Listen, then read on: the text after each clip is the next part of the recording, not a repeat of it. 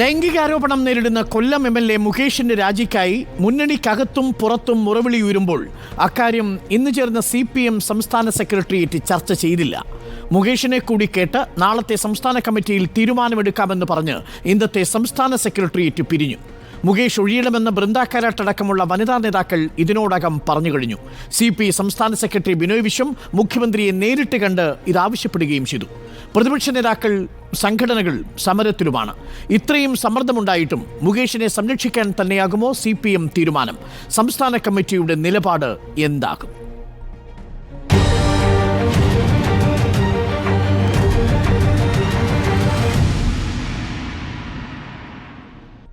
അതിഥികളായി നമുക്കൊപ്പം നിജേഷ് അരവിന്ദ്, കോൺഗ്രസ് പ്രതിനിധി, AYFന്റെ സംസ്ഥാന സെക്രട്ടറി TT ജിസ്മോൻ, BJP പ്രതിനിധി CV സജനി, സാമൂഹ്യ നിരീക്ഷകൻ അഡ്വക്കേറ്റ് രാഹുൽ ഈശ്വർ, സാമൂഹ്യ പ്രവർത്തക ധന്യരാമൻ. ഇന്ന് മുകേഷ് അടക്കമുള്ളവർക്കെതിരെ പരാതി നൽകിയ ചലച്ചിത്ര നടിയെയും നമ്മൾ പ്രതീക്ഷിക്കുന്നു അല്പസമയത്തിനുള്ളിൽ. പതിവ് പോലെ CPM ഈ വിഷയത്തിൽ പ്രതികരിക്കാൻ അതിഥികളെ നൽകില്ല എന്നാണ് AKG സെന്റർ അറിയിച്ചിരിക്കുന്നത്. പകരം നമുക്കൊപ്പം AYFന്റെ പ്രതിനിധി സംസ്ഥാന സെക്രട്ടറി TT ജിസ്മോനാണുള്ളത്. ജിസ്മോൻ, ബൃന്ദ കാരാട്ട് അടക്കമുള്ളവർ പറഞ്ഞു കോൺഗ്രസിലെ MLA രാജിവെച്ചില്ല എന്നതുകൊണ്ട് CPMലെ MLA ഇത്തരമൊരു ആരോപണത്തിൻ്റെ കാര്യത്തിൽ രാജിവെക്കാൻ പാടില്ല. സാംസ്കാരിക പ്രവർത്തകർ, ഇടതുപക്ഷത്തുള്ള മറ്റ് സാംസ്കാരിക സാമൂഹ്യ നിരീക്ഷകർ, ഇവരെല്ലാവരും മുകേഷിൻ്റെ രാജി ആവശ്യപ്പെടുമ്പോൾ ഇടതുമുന്നണിക്ക് ഒരുമിച്ച് നിന്ന് ഈ രാജി ആവശ്യം ഉന്നയിക്കാൻ കഴിയാതെ പോകുന്നത് എന്തുകൊണ്ടാണ് ജിസ്മോൻ?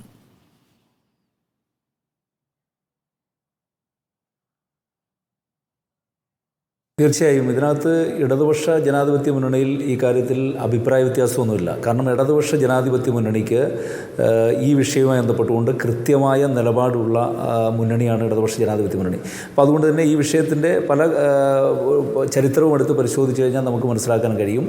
അത്തരത്തിൽ സംഭവങ്ങൾ ഏതെങ്കിലും തരത്തിൽ ഇടതുപക്ഷ ജനാധിപത്യ മുന്നണിയിൽ ചർച്ച ചെയ്യപ്പെടേണ്ട ഒരു സാഹചര്യം ഉണ്ടായിട്ടുണ്ടെങ്കിൽ കൃത്യമായി സ്ത്രീപക്ഷ നിലപാട് എടുത്ത് മുന്നോട്ട് പോകുന്ന ഇടതുപക്ഷ ജനാധിപത്യ മുന്നണിയെ സംബന്ധിച്ചിടത്തോളം മുകേഷിൻ്റെ വിഷയമായി മാത്രം ഞങ്ങൾ ഇതിനെ ഒതുക്കി കാണുന്നില്ല. കാരണം ഇപ്പോൾ സിനിമാ മേഖലയുമായി ബന്ധപ്പെട്ടുകൊണ്ട് നിലനിൽക്കുന്ന കടുത്ത ചൂഷണങ്ങൾക്കെതിരായി അല്ലെങ്കിൽ സ്ത്രീവിരുദ്ധമായ നിലപാടുകൾക്കെതിരായി ഒരു കമ്മിറ്റിയെ, ജസ്റ്റിസ് ഹേമ കമ്മിറ്റിയെ വെച്ചുകൊണ്ട് ഒരു അന്വേഷണം നടത്തുവാനും ആ മേഖലയിൽ അതിനകത്ത് ഒരു പരിശോധന നടത്തുവാനും ആ പരിശോധനയുടെ അടിസ്ഥാനത്തിൽ കണ്ടെത്തിയ വിവരങ്ങളാണ് ഇന്നിപ്പോൾ കേരളം അതുപോലെ തന്നെ നമ്മുടെ രാജ്യത്തും ചർച്ച ചെയ്യുന്ന രീതിയിലേക്ക് മാറിയത്. അപ്പോൾ തന്നെ ഇടതുപക്ഷ ജനാധിപത്യ മുന്നണിയുടെ നിലപാട് എന്താണ് എന്നുള്ളതിനെക്കുറിച്ച് കൃത്യമായ ഒരു ധാരണ ഈ കേരളത്തിലെ ജനങ്ങൾക്കുണ്ട് എന്നുള്ള ധാരണ വന്നു. ഏത് ലക്ഷ്യത്തിനു വേണ്ടിയാണോ ഒരു കമ്മിറ്റിയെ നിയോഗിച്ചത് ആ കമ്മിറ്റിയുടെ റിപ്പോർട്ട് വെളിച്ചം കണ്ടില്ല. ഇടതുമുന്നണിയെക്കുറിച്ച് ധാരണ വന്നു. അല്ല, തീർച്ചയായും ഞങ്ങൾ ഈ കമ്മിറ്റിയുടെ റിപ്പോർട്ട് 2018 ജസ്റ്റിസ് ഹേമ കമ്മിറ്റി അധ്യക്ഷയായിട്ടുള്ളൊരു കമ്മിറ്റിയെ തീരുമാനിക്കുന്നത് സർക്കാർ. അതിനകത്ത് ചലച്ചിത്ര നടി ശാരദയുണ്ട്, അതുപോലെ തന്നെ മുൻ IAS ഉദ്യോഗസ്ഥരായിട്ടുള്ള KB വത്സരകുമാരി കൂടിയുണ്ട്.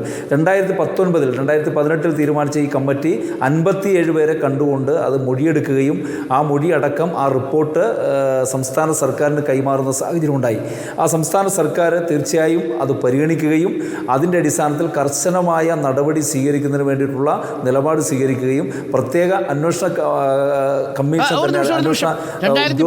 ഡിസംബർ മാസത്തിൽ ഹേമ കമ്മിറ്റി റിപ്പോർട്ട് സമർപ്പിച്ചു. 2024 ഹേമ കമ്മിറ്റി റിപ്പോർട്ട് പുറത്തു വന്നതിന് ശേഷമാണോ സംസ്ഥാന സർക്കാർ അതിൽ അനങ്ങി തുടങ്ങിയത്? എവിടെയായിരുന്നു അന്നുവരെ CPI? ഈ വിഷയത്തിൽ നിങ്ങൾക്ക് പ്രതികരിക്കാമായിരുന്നില്ലേ? ഹേമ കമ്മിറ്റി റിപ്പോർട്ട് സഭയിൽ വയ്ക്കണമെന്ന് ആവശ്യപ്പെട്ടത് ഷാനിമോൾ ഉസ്മാൻ അല്ലേ? ആ വിഷയത്തിൽ നിങ്ങൾക്ക് CPI നിലപാട് അറിയിച്ചോ? ഇപ്പോൾ വന്നിരുന്ന ഈ കാര്യം പറയുന്നതിൽ എന്ത് യുക്തിയാണുള്ളത് ടി ജിസ്മോൻ? 4.5 വർഷത്തിന് ശേഷം ഞാൻ ഈ ചർച്ചയിൽ പങ്കെടുക്കുന്നത് AYFന്റെ സംസ്ഥാന സെക്രട്ടറി എന്ന നിലയിലാണ്. ഇപ്പോൾ കമ്മ്യൂണിസ്റ്റ് പാർട്ടിയുടെ CPIയുടെ അഭിപ്രായം CPIയുടെ സംസ്ഥാന സെക്രട്ടറിയും അതുപോലെ തന്നെ ബന്ധപ്പെട്ട ചുമതലക്കാരുമാണ്, ഉത്തരവാദിത്തപ്പെട്ടവരുമാണ് സ്വാഭാവികമായിട്ടും പറയുന്നത്. ഞാനിപ്പോൾ AYFന്റെ ഭാരവാഹി എന്ന രീതിയിൽ ഈ ഹേമ കമ്മിറ്റി റിപ്പോർട്ട് പുറത്തുവിടണമെന്ന് വളരെ നേരത്തെ തന്നെ ഇപ്പോൾ AYFന്റെ സംസ്ഥാന പ്രസിഡന്റ് N. അരുൺ ചലച്ചിത്ര അക്കാദമി അംഗം കൂടിയാണ്. അദ്ദേഹം ഉൾപ്പെടെ AYFന്റെ സംസ്ഥാന കമ്മിറ്റി വളരെ നേരത്തെ തന്നെ ഹേമ കമ്മിറ്റി റിപ്പോർട്ട് പുറത്തുവിടണമെന്നുള്ളതും ഹേമ കമ്മിറ്റി റിപ്പോർട്ടുമായി ബന്ധപ്പെട്ടുകൊണ്ട് വളരെ ഗൗരവമായി ചർച്ചകൾ നമ്മുടെ സമൂഹത്തിൽ ഉയർന്നു വരണം എന്നുള്ള അഭിപ്രായം വളരെ നേരത്തെ തന്നെ ഞങ്ങൾ പ്രകടിപ്പിച്ചിട്ടുണ്ട്. അതിന്റെ അടിസ്ഥാനത്തിൽ അത്തരത്തിലുള്ള ശക്തമായ നിലപാടുകളുടെ മുകേഷ് MLA ആ സ്ഥാനത്ത് തുടരേണ്ടതുണ്ടോ? ബൃന്ദ കാരാട്ട് അടക്കമുള്ളവർ രാജിവെക്കണം മുകേഷ് എന്ന നിലപാടുള്ളവരാണ്. ഇടതുമുന്നണിയിൽ തന്നെ CPM-ൽ തന്നെ സ്ത്രീപക്ഷത്ത് നിൽക്കുന്നവർ, സ്ത്രീ നേതാക്കൾ എല്ലാവരും തന്നെ, വനിതാ നേതാക്കൾ എല്ലാവരും തന്നെ മുകേഷ് രാജിവെക്കുന്നതാണ് നല്ലതെന്ന അഭിപ്രായമുള്ളവരാണ്. ഇടതുപക്ഷത്തെ സാംസ്കാരിക പ്രവർത്തകർ മുകേഷ് രാജിവെക്കണമെന്ന് ആവശ്യപ്പെടുന്നവരാണ്. AYF-ന്റെ നിലപാടെന്താ ഈ വിഷയത്തിൽ? സ്വാഭാവികമായും നമുക്കറിയാം, മഹിളാ സംഘടനകൾ അതുമായി ബന്ധപ്പെട്ടുകൊണ്ട് അഭിപ്രായം പറഞ്ഞിട്ടുണ്ട് എന്നുള്ളത് യാഥാർത്ഥ്യമാണ്. അവർ സ്വാഭാവികമായിട്ടും അത്തരം വിഷയങ്ങൾക്കകത്ത് സ്ത്രീപക്ഷ നിലപാട് ഉയർത്തിപ്പിടിച്ചുകൊണ്ട് തന്നെ മുന്നോട്ട് പോകും. ഇടതുപക്ഷവും AYF-ഉം ആ നിലപാട് തന്നെയാണ് ഉയർത്തിപ്പിടിച്ചുകൊണ്ട് മുന്നോട്ട് പോകുന്നത്. മുകേഷ് രാജിയുമായി ബന്ധപ്പെട്ടുകൊണ്ട്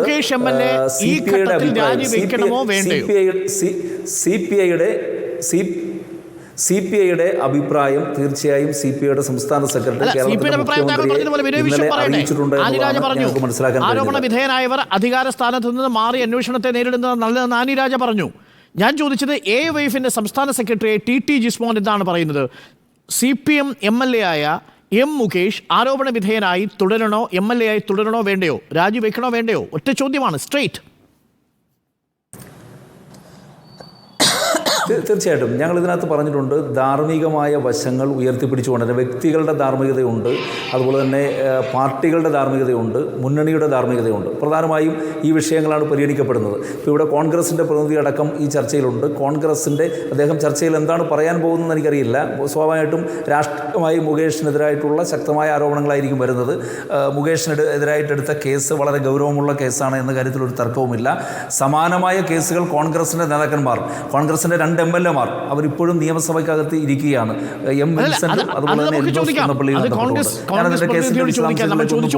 ചോദ്യമാണ് എനിക്കറിയേണ്ടത്. നിങ്ങളുടെ നിലപാടാണ്.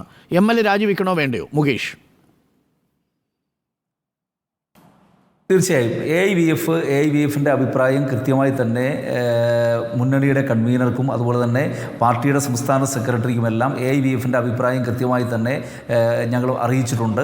അതിനകത്ത് ഇടതുപക്ഷം ആ ധാർമ്മികത ഉയർത്തിപ്പിടിച്ചുകൊണ്ട് സ്ത്രീപക്ഷ നിലപാട് ഉയർത്തിപ്പിടിച്ചുകൊണ്ടുള്ള തീരുമാനം തന്നെയായിരിക്കും എടുക്കണമെന്നുള്ളത്. അത് ഇത്തരത്തിലുള്ള സംഭവം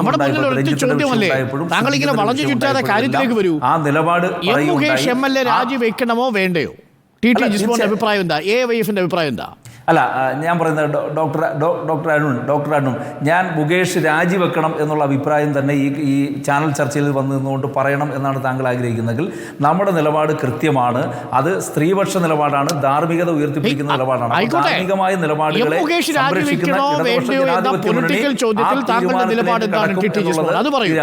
നിങ്ങൾ സ്ത്രീപക്ഷത്ത് നിൽക്കുന്നവരാണ്, നിങ്ങൾ ധാർമ്മികതയുടെ പക്ഷത്ത് നിൽക്കുന്നവരാണ്, ഒക്കെ ഞാൻ അംഗീകരിക്കുന്നു. പക്ഷേ ഈ വിഷയത്തിൽ നിങ്ങളുടെ നിലപാട് എന്താ? അത് പറയൂ.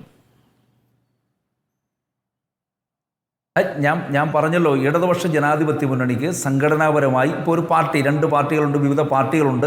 ആ പാർട്ടികളുടെ അഭിപ്രായങ്ങൾ അവർക്ക് പറയാം, അതുപോലെ തന്നെ ബഹുജന സംഘടനകളുടെ അഭിപ്രായങ്ങൾ പറയാം. അതിനോടൊപ്പം തന്നെ മുന്നണി തീരുമാനമെടുക്കും. തീർച്ചയായും CPIM ആണ് മുകേഷിനെ സ്ഥാനാർത്ഥിയാക്കിയത്. CPIM ആണ്. CPIM അതുമായി ബന്ധപ്പെട്ടുകൊണ്ടുള്ള CPIM-ന്റെ തീരുമാനം നിർണായകമാണ്. ഇടതുപക്ഷ ജനാധിപത്യ മുന്നണിയുടെ തീരുമാനം നിർണായകമാണ്. തീർച്ചയായും ഇടതുപക്ഷ ജനാധിപത്യ സ്ത്രീപക്ഷത്ത് നിൽക്കുന്ന എന്ന് നിങ്ങൾ പറയുന്ന AYF-ന് നിലപാടില്ലേ? AYF-ന്റെ നിലപാടാണ് ഞാൻ പറഞ്ഞത്. AYF-ന്റെ നിലപാട് പരസ്യമായി തന്നെ നമ്മൾ രേഖപ്പെടുത്തിയിട്ടുണ്ട്.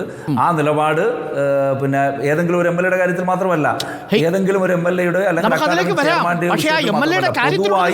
ഇത്തരത്തിൽ മുകേഷ് MLA രാജിവെക്കണോ വേണ്ടയോ? എന്താണ് AYF-ന്റെ നിലപാട്?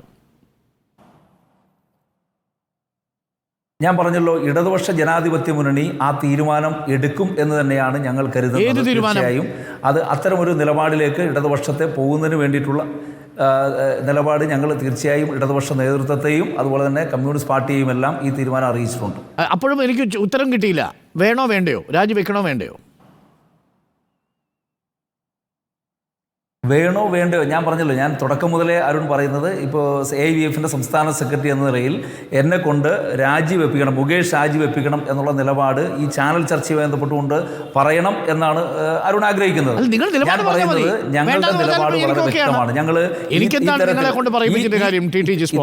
നിങ്ങളുടെ നിലപാട് പറയൂ. വേണോ വേണ്ടയോ എന്നല്ലേ ഞാൻ ചോദിച്ചുള്ളൂ. അത് നിങ്ങൾക്ക് പറയാലോ. വേണോ വേണ്ടയോ, രാജിവെക്കണോ വേണ്ടയോ മുകേഷ്? ഞാൻ പറഞ്ഞല്ലോ, നമ്മുടെ നിലപാട് ഒരു ചാനൽ ചർച്ചയിലൂടെ മാത്രം ഒരു ഓപ്പണായി പറയണം എന്നാണ് താങ്കൾ പറയുന്നത്. ഞങ്ങളുടെ നിലപാട് കൃത്യമായി ചാനൽ ചർച്ചയിൽ മാത്രമല്ല, നിങ്ങൾ എല്ലായിടത്തും പറഞ്ഞോളൂ. പക്ഷേ അറ്റ്ലീസ്റ്റ് ചാനൽ ചർച്ചയിലെങ്കിലും അത് വ്യക്തമാക്കൂ. എന്താണ് നിങ്ങളുടെ നിലപാട്? ഈ വിഷയത്തിൽ നിങ്ങൾക്കൊരു നിലപാടുണ്ടോ? ഉണ്ടെങ്കിൽ അതെന്താണ് എന്നൊന്ന് വ്യക്തമാക്കൂ. ഞാൻ പറഞ്ഞല്ലോ, ഞങ്ങളുടെ നിലപാട് കമ്മ്യൂണിസ്റ്റ് പാർട്ടിയെയും ഇടതുപക്ഷ ജനാധിപത്യ മുന്നണിയെയും അറിയിച്ചിട്ടുണ്ട്. ആ നിലപാട് തീർച്ചയായും സ്ത്രീകൾക്കെതിരായിട്ടുള്ള അതിക്രമങ്ങൾ ഉയർന്നു വരുന്ന സാഹചര്യത്തിൽ ഈ ഹേമ കമ്മിറ്റി റിപ്പോർട്ട് നടപ്പിലാക്കുന്നതുമായി ബന്ധപ്പെട്ടുകൊണ്ട് സ്ത്രീകൾക്കെതിരായിട്ടുള്ള അതിക്രമങ്ങൾ ഉയർന്നു വരുന്ന സാഹചര്യത്തിൽ കൃത്യമായി കുറ്റക്കാർക്കെതിരായി നടപടി സ്വീകരിക്കണം എന്നുള്ള കൃത്യമായി പറയുന്ന കാര്യങ്ങളുണ്ട്. കുറ്റക്കാർക്കെതിരായി അല്ലെങ്കിൽ ആരോപണ വിധേയർക്കെതിരായി മുകേഷിനെതിരെ ചുറ്റി കളിക്കുന്നത്. താങ്കൾ അതിന് സ്ട്രെയിറ്റ് ആയിട്ട് ഉത്തരം പറയൂ ടി ജിസ്മോൻ. ഇത് കണ്ടുകൊണ്ടിരിക്കുന്നവർക്കും ബുദ്ധിമുട്ടുണ്ടാവും. താങ്കൾ ഉത്തരം പറഞ്ഞ് നമുക്ക് അതിഥികളിലേക്ക് പോകാം. MLA മുകേഷ് ആ സ്ഥാനത്ത് തുടരണോ വേണ്ടയോ? AYFന്റെ നിലപാടെന്താ? അത് CPM തീരുമാനിക്കുമെന്നാണെങ്കിൽ അങ്ങ് അത് പറഞ്ഞോളൂ, ഞാൻ വിട്ടു. തീർച്ചയായും അത് ഞാൻ അതുകൊണ്ടാണ് പറഞ്ഞത്. ഓരോ വ്യക്തിക്കും ഞാനത് വളരെ കൃത്യമായി തന്നെ പറഞ്ഞു. ആദ്യം ധാർമ്മികത തുടങ്ങുന്ന ഓരോ വ്യക്തികളിൽ നിന്നാണ്, അതിനുശേഷം പാർട്ടികളാണ്, അതിനുശേഷം മുന്നണിയാണ്. അപ്പോൾ മുകേഷ് സ്വാഭാവികമായിട്ടും ഇത്തരത്തിലൊരു ആരോപണം മുകേഷിനെതിരായി ഉയർന്നു വരുമ്പോൾ ഒരു വ്യക്തി എന്ന നിലയിൽ ധാർമ്മികമായ നിലപാടെടുക്കാനുള്ള ഉത്തരവാദിത്വം മുകേഷിനുണ്ട്. അത് കഴിഞ്ഞാൽ അത് പാർട്ടിയും അതുപോലെ തന്നെ മുന്നണിയിലുള്ള ധാർമ്മികമായ വിഷയങ്ങൾ ചർച്ച ചെയ്യും. അതിനുശേഷമാണ് മുന്നണി ആ തീരുമാനം. CPI രാജിവെക്കണം എന്നതാണ് നിങ്ങളുടെ നിലപാട്.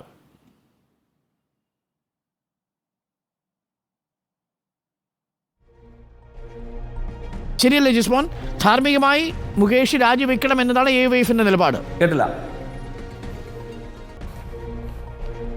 ഞാൻ പറഞ്ഞല്ലോ, അതിനകത്ത് മുകേഷിനൊരു നിലപാട്, വിൻസെന്റിനൊരു നിലപാട്, അത് കോൺഗ്രസിന്റെ നിലപാടാണ്. ഞാൻ നിങ്ങളുടെ MLAയുടെ നിലപാടാണ് ജിസ്മോൻ. എന്തിനാണ് ഇത്രയും കിടന്നിങ്ങനെ ചുറ്റുന്നത്? ഒറ്റ വാചകത്തിൽ പറഞ്ഞൂടെ?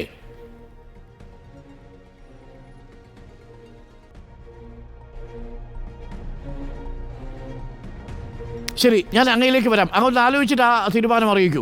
നിജേഷ് അരവിന്ദ്, കോൺഗ്രസ് പ്രതിനിധി നമുക്കൊപ്പമുണ്ട്.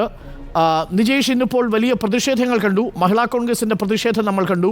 അപ്പോഴും കോൺഗ്രസ് പഴയ നിലപാടിൽ നിന്ന് അങ്ങോട്ട് മാറിയിട്ടുണ്ടോ എന്ന കാര്യത്തിലൊരു സംശയം. CPM തീരുമാനിക്കട്ടെ രാജി എന്ന പഴയ നിലപാടിൽ തന്നെയാണോ കോൺഗ്രസിലെ പല നേതാക്കളും ഉള്ളത്? കാരണം കൊടിക്കുന്നിൽ സുരേഷ് അടക്കം അങ്ങനെയാണ് പ്രതികരിച്ചതായി ഞാൻ കണ്ടത്. കോൺഗ്രസ് പ്രത്യക്ഷ സമരത്തിലേക്ക് ഇറങ്ങുമോ ഈ മുകേഷ് രാജിവെക്കുന്ന കാര്യത്തിൽ? ഇന്നലെ കോൺഗ്രസിൻ്റെ നേതൃത്വത്തിൽ കലക്ടറേറ്റിന് മുന്നിൽ ധർണയുണ്ടായിരുന്നു. ഈ വിഷയമാണ് ഉന്നയിച്ചത്. ആ വിഷയത്തോടൊപ്പം തന്നെ ഹേമ കമ്മിറ്റി റിപ്പോർട്ടിൽ തുടർ നടപടി എടുക്കുക, അതാണ് കോൺഗ്രസിൻ്റെ നിലപാട്. ഇന്നലെ പ്രതിപക്ഷ നേതാവ് അത് വളരെ വ്യക്തമായിട്ട് പറഞ്ഞിട്ടുണ്ട്. ഞങ്ങൾക്കിടയിൽ അഭിപ്രായ വ്യത്യാസവുമില്ല, ഇനി കേരളത്തിലെ മൊത്തം ജനങ്ങളിടയിലും അഭിപ്രായ വ്യത്യാസമില്ല. നമ്മളിതിൻ്റെ ഒരു വല്ലാത്ത തലത്തിലൂടെയല്ലേ മിസ്റ്റർ അരുൺ കടന്നു പോകുന്നത്? നിങ്ങളൊന്ന് ആലോചിച്ച് നോക്കൂ. ആ CPMന്റെ പാർലമെന്ററി പാർട്ടിക്കകത്ത് ഉള്ള ഒരു മന്ത്രി, അതേ വനിതാ ശിശുക്ഷേമ മന്ത്രിയാണ് ശ്രീമതി വീണ ജോർജ്. ആ വീണ ജോർജ് ഒരു മാധ്യമ പ്രവർത്തകയായിരുന്ന കാലത്ത് ഇതേ മുകേഷുമായി നടത്തിയ ഒരു ഇൻ്റർവ്യൂ, ആ ഇൻ്റർവ്യൂ ഒന്ന് 2 തവണ കേട്ടാൽ ഈ ജിസ്മോൻ പറയുന്ന ഉയർത്തിപ്പിടിക്കലൊന്നും നമ്മൾ കാണില്ല. ഒരു സൈക്കോ ക്രിമിനൽ, അതിനപ്പുറത്തേക്ക് മറ്റൊരു വാക്ക് മുകേഷിനെ പറ്റി പറയാൻ സാധിക്കുമോ? 9 മാസം പ്രായമുള്ള ഭാര്യയെ ചവിട്ടി താഴെയിട്ട, ആ നിറഗർഭിണിയായ ഭാര്യയെ കാറിലിട്ട് അങ്ങോട്ടും ഇങ്ങോട്ടും ഓടിച്ച, നിരന്തരം ആരോപണങ്ങൾ പറയുന്ന ഒരു വ്യക്തി, ആ വ്യക്തിയെ പിടിച്ച് കൂട്ടിക്കൊണ്ടുവന്ന് ഒരു MLA ആക്കുന്നു. MLA ആക്കുന്ന സമയത്ത് ഹേമ കമ്മീഷൻ റിപ്പോർട്ട് പിണറായി വിജയന്റെ അടുക്കളയ്ക്കകത്ത് ഇരിക്കുക. അദ്ദേഹം ഇത് നോക്കി പഠിച്ചതിന് ശേഷം, അങ്ങനെയാണല്ലോ നമ്മൾ വിശ്വസിക്കേണ്ടത്, അതിനകത്ത് ഒരുപാട് ആരോപണങ്ങൾ വന്നതിന് ശേഷവും അദ്ദേഹത്തെ പിടിച്ച് MLA ആക്കി. തീർന്നില്ല, ആ ഇന്റർവ്യൂക്ക് അകത്ത് തന്നെ പറയുന്നുണ്ട്, എൻ്റെ പൊളിറ്റിക്കൽ പൊസിഷൻ നഷ്ടപ്പെട്ടു എന്ന് സരിതയോട്, മുൻ ഭാര്യയോട് വളരെ ഹാർഷായി സംസാരിക്കുന്ന ഒരു മുകേഷിനെ ആ ഇന്റർവ്യൂ തന്നെ വീണ ജോർജിൽ കാണാം. എന്നിട്ട് ആ റിപ്പോർട്ട് വന്നതിന് ശേഷവും അദ്ദേഹത്തിന് MP സ്ഥാനത്തേക്ക് മത്സരിപ്പിച്ചു എന്ന് മാത്രമല്ല, ഇന്ന് വന്ന റിപ്പോർട്ട് പ്രകാരം കേരളത്തിൽ മത്സരിച്ച സ്ഥാനാർത്ഥികളിൽ ഏറ്റവും കൂടുതൽ തുക CPM ചെലവഴിച്ചത് 70 ലക്ഷം രൂപ കൊടുത്തത് ഈ സ്ഥാനാർത്ഥിക്ക് വേണ്ടിയിട്ടാണ്. അപ്പോൾ എത്രത്തോളം പാർട്ടിക്കകത്ത്, ഹൃദയത്തിനകത്താണ് മുകേഷിന്റെ സ്ഥാനം എന്നുള്ളതാണ് ചോദിക്കുന്നത്. ഞാൻ എൻ്റെ പ്രിയപ്പെട്ട AYFന്റെ പ്രതിയോട് ചോദിക്കുന്നു, രഞ്ജിത്ത് രാജിവെക്കണമെന്ന് ആദ്യത്തെ ശബ്ദമുയർന്നതിൽ ഒരാൾ ശ്രീമതി ആനി രാജയായിരുന്നു. ഇവിടെയും മുകേഷ് രാജിവെക്കണമെന്ന് പറഞ്ഞ ആദ്യത്തെ ശബ്ദങ്ങളിലൊന്ന് സഖാവ് ആനി രാജിയുടേതായിരുന്നു. ആനി രാജിയെ വിനയ് വിശ്വൻ തിരുത്തി എന്നാണ് പിന്നെ കേട്ടത്. ആ ഒരു ഷാർപ്നെസ് എന്തുകൊണ്ട് ജിസ്മോൻ നിങ്ങൾക്കൊന്നും ഇല്ല? തീരുമാനമെടുക്കട്ടെ എന്നായിരുന്നില്ലേ ആദ്യത്തെ നിലപാട്? ഞങ്ങൾക്ക് ഒരു ഘട്ടത്തിലും KPCC പ്രസിഡന്റും പ്രതിപക്ഷ നേതാവും ഈ വിഷയത്തിൽ പിറ്റേ ദിവസം തന്നെ രാജിവെക്കണം എന്ന് പറഞ്ഞ് രാജിവെക്കണം എന്നതിന്റെ അപ്പുറത്ത് പറഞ്ഞില്ല. CPM-ആണ് തീരുമാനിക്കേണ്ടത് എന്നാണ് നിലപാടെടുത്തത് നിങ്ങൾ. ഞാനിപ്പോ ഇന്നലത്തെ പ്രതിപക്ഷ നേതാവിന്റെ വാർത്താ സമ്മേളനം എടുക്കുക എന്റെ കയ്യിലുണ്ട്, വേണമെങ്കിൽ ഞാൻ കാണിച്ചു. ഇന്നലെയാണ് അയ്യോ ഞങ്ങൾക്ക് അങ്ങനെ MLA-മാരെ നഷ്ടപ്പെടുന്ന പ്രശ്നമൊന്നുമില്ല ജിസ്മോനെ. അത് ഇന്നലെയാണ് ആദ്യത്തെ പ്രതികരണം. കൊടിക്കുന്നിൽ സുരേഷിന്റെയും പ്രതിപക്ഷ നേതാവിന്റെയും പ്രതികരണത്തിൽ മഹിളാ കോൺഗ്രസ് പാർട്ടിയുടെ നിലപാടാണ്, അത് ആ പാർട്ടി എടുക്കട്ടെ എന്ന നിലപാടാണ് നിങ്ങൾ സ്വീകരിച്ചത്. കോൺഗ്രസ് നേതാക്കളെ ആരെയും കണ്ടില്ല. യൂത്ത് കോൺഗ്രസുകാരും മഹിളാ കോൺഗ്രസുകാരും ആദ്യഘട്ടത്തിൽ പ്രതിഷേധത്തിന് ഇറങ്ങിയത്. അപ്പൊ നിങ്ങൾക്ക് ബാധ്യതയാണ് നിങ്ങളുടെ MLA-മാർ. അതുകൊണ്ട് പറയാൻ ഒരു ചെറിയ മടിയുണ്ട് എന്നാണ് ഞങ്ങൾ കരുതിയത്. 29-ാം തീയതി കേരളത്തിലെ മുഴുവൻ കലക്ട്രേറ്റുകളിലേക്കും കോൺഗ്രസ് നടത്തിയ മാർച്ചിൽ ധർണയിൽ ആവശ്യപ്പെട്ടിരിക്കുന്നത് മുകേഷിന്റെ രാജിയാണ്. ആ പോസ്റ്റർ ഞാൻ വേണമെങ്കിൽ കാണിച്ചു തരാം. ഞങ്ങൾ 29 രാവിലെ വന്ന് സമരം ചെയ്യണോ? അല്ല, ഞങ്ങൾ 24-ാം തീയതി പ്രഖ്യാപിച്ചിട്ടുണ്ട് സമരം. കേരളത്തിൽ ഒരു രാഷ്ട്രീയ പാർട്ടി മാത്രമേ സംസ്ഥാന വ്യാപകമായി ഈ വിഷയത്തിൽ സമരം ചെയ്തിട്ടുള്ളൂ, അത് കോൺഗ്രസ് പാർട്ടിയാണ്. ഞങ്ങൾക്ക് ഈ കാര്യത്തിൽ മുകേഷിനെ പോലെ ഒരാളെ ഇനി നമുക്ക് രാഷ്ട്രീയത്തിൽ വെക്കാൻ പറ്റുമോ? നിങ്ങൾ വെറുതെ ഒന്ന് ആലോചിക്കുക, വെക്കാൻ പറ്റുമോ?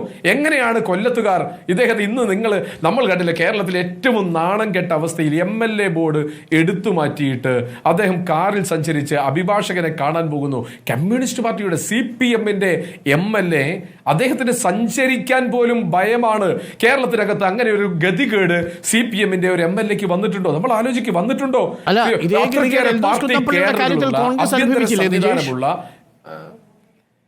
അല്ല, കോൺഗ്രസ് ആ ദിവസം എടുത്ത തീരുമാനം എൽദോസ് കുന്നപ്പള്ളിയെ പാർട്ടി ഭാരവാഹിത്വത്തിൽ നിന്ന് പാർട്ടിയിൽ അദ്ദേഹത്തിന്റെ സ്ഥാനത്ത് മുഴുവൻ മാറ്റി. കോടതിയുടെ പരാമർശം വരുന്നതുവരെ ഞങ്ങൾ കോടതിയുടെ മുൻകൂർ ജാമ്യത്തിൽ എൽദോസ് കൊടുത്തു, ജാമ്യം അനുവദിച്ചു കൊടുത്തു. ഞാൻ ചോദിക്കട്ടെ, എൽദോസ് കുന്നപ്പള്ളിയോ 5 ദിവസം കഴിഞ്ഞിട്ടല്ലേ മുകേഷിനെ അറസ്റ്റ് ചെയ്യാൻ സാധിക്കും? മുൻകൂർ ജാമ്യത്തിന് സമാനമായിട്ടുള്ള അനുമതിയല്ലേ കോടതി കൊടുത്തിരിക്കുന്നത്? എൽദോസ് കുന്നപ്പള്ളിക്ക് കിട്ടി അതേ ആനുകൂല്യം ഇവിടെ എന്താ കൊടുത്ത? അല്ല, അരുൺകുമാറിന് ഇതൊരു ത്ലാസിൽ തൂക്കിയിട്ട് രണ്ടും തുല്യമാണ് എന്ന് അരുൺകുമാറിന് തോന്നുന്നുണ്ടെങ്കിൽ അരുൺകുമാർ പറയുക. എനിക്കിത് ത്ലാസിൽ തൂക്കിയപ്പോൾ അങ്ങനെയല്ല തോന്നിയത്. നീണ്ട കാലത്തെ ചരിത്രത്തിൽ മുകേഷ് എന്ന് പറയുന്ന വ്യക്തിയെ പറ്റി ഇന്ന് പുറത്തു വന്നുകൊണ്ടിരിക്കുന്ന രേഖകൾ, അത് അല്ലെങ്കിൽ ഇന്നലെ സംഭവിച്ചുകൊണ്ടിരിക്കുന്ന കാര്യങ്ങൾ, വെളിപ്പെടുത്തലുകൾ, ഇതൊക്കെ വെച്ച് നോക്കുമ്പോൾ ഞാനും ജിസ്മോനും ഇരിക്കുന്ന അല്ലെങ്കിൽ ഈ പീഡനം ഒന്നാണെങ്കിലും 2 പീഡനങ്ങളാണെങ്കിലും തുലാസിന്റെ തട്ടിൽ അത് ക്രൈം തന്നെയാണ്. ആ ക്രൈം പുറത്തേക്ക് വന്നു കഴിഞ്ഞാൽ ഒരാൾക്കൊരു നിയമവും മറ്റൊരാൾക്കൊരു നീതിയും അത് സാധ്യമാവുന്നതല്ല. അത് നിജേഷിന് അറിയാമല്ലോ നന്നായി. ഞാൻ അതിലേക്ക് പോകുന്നില്ല, കാരണം വൃന്ദാക്കാരട്ട് ആ വിഷയം പറഞ്ഞിട്ടുണ്ട്. കോൺഗ്രസ് MLA-മാർ അത് ചെയ്തില്ല എന്നതുകൊണ്ട് CPM-ലെ MLA-മാർ ചെയ്യാതിരിക്കരുത് എന്നാണ് വൃന്ദാക്കാരട്ട് പറഞ്ഞിരിക്കുന്നത്. വിഷയം അതല്ല, അതുകൊണ്ടാണ് ചർച്ച ചെയ്യാത്തത്. നമ്മൾ എത്രയോ കാലം M. വിൻസെന്റിനെ പറ്റി ചർച്ച ചെയ്തിട്ടുണ്ട്, എൽദോസിനെ പറ്റി ചർച്ച ചെയ്തിട്ടുണ്ട്. ഞങ്ങൾ ഇപ്പോഴും പറയുന്നു രാഷ്ട്രീയ ട്രാപ്പായിരുന്നു M. വിൻസെന്റിന്റേത്. അതുകൊണ്ട് അടുത്ത തെരഞ്ഞെടുപ്പിൽ അദ്ദേഹം ജയിച്ചു കയറി വന്നതും 8 മാസം ഗർഭിണിയായിരിക്കുന്ന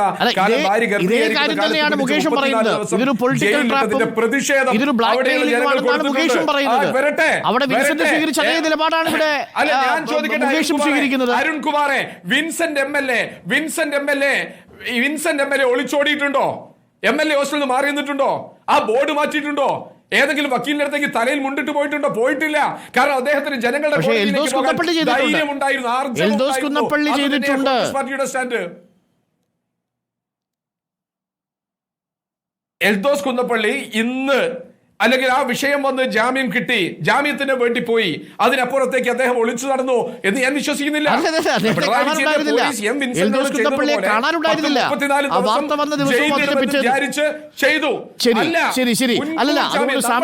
ഒരു സമീകരണത്തിന് ഞാനില്ല, സമീകരണത്തിന്റെ ഭാഗത്തേക്കല്ല പോകേണ്ടത്. ഇന്ന് വൃന്ദാക്കാരട്ട് പറഞ്ഞതാണ് ഇതിലെ പ്രധാനപ്പെട്ട വിഷയം.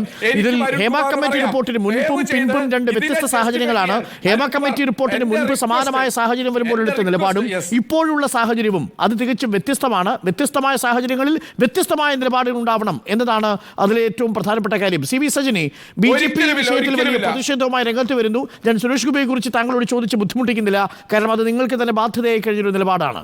പക്ഷേ എങ്കിലും സി വി സജിനി അറിയേണ്ട ഒരു പ്രധാനപ്പെട്ട കാര്യം, ഇന്നിപ്പോൾ CPM-ന്റെ സംസ്ഥാന സെക്രട്ടേറിയറ്റ് രാജിക്കാര്യം ചർച്ച ചെയ്തിട്ടില്ല. നാളെ CPM-ന്റെ സംസ്ഥാന സമിതി ചേരും. കൊല്ലം ജില്ലാ കമ്മിറ്റിയുടെ കൂടെ തീരുമാനം അറിഞ്ഞതിന് ശേഷമായിരിക്കും നടപടി ഉണ്ടാവുക എന്നാണ് നമ്മൾ മനസ്സിലാക്കുന്നത്. ചലച്ചിത്ര നയരൂപീകരണ സമിതിയിൽ നിന്നും മുകേഷിനെ മാറ്റാനുള്ള സാധ്യതയും നമ്മൾ കാണുന്നു. പക്ഷേ ഒരു MLA എന്ന നിലയിൽ അദ്ദേഹത്തെ മാറ്റേണ്ടത് എന്തുകൊണ്ടാണ്? എൻ്റെ ചോദ്യം ഇതാണ്. ഒരു എക്സിക്യൂട്ടീവ് പദവിയായിരുന്നെങ്കിൽ അത് അദ്ദേഹത്തിൽ നിന്ന് ചുമതല എടുത്തു മാറ്റാം. കാരണം ആരോപണത്തിൽ അദ്ദേഹം ഇന്നസെൻ്റ് ആണെന്ന് കണ്ടാൽ അദ്ദേഹത്തിന് ആ പദവിയിലേക്ക് തിരിച്ചു വരാം.